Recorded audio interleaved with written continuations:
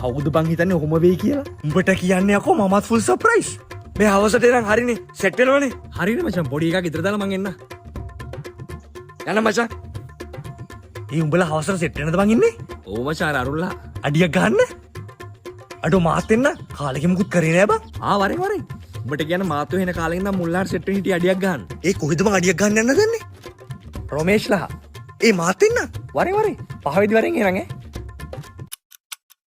මේ නිකන් යන්න බෑනේ උඹ මොනවා හරි ගත්තද?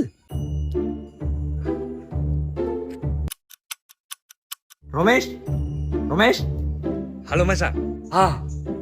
කො සපත්තු ගෙනාවද? එතේ වැස්සේ දවස් දෙකයි ගිය මචං ඉස්සරහින් අඩිය කියලා වෙන්න වගේ. අලුත් අඩියක් ගහමු. විනාඩි 10ක් දියන්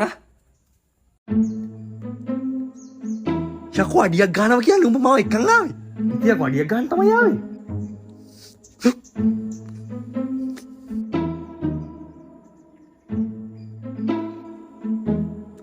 යකෝ මුම්මේ අඩි ගහනවා කියලා තියෙන සපත්තු වලට. අපි කියපු අඩි නෙමෙයි.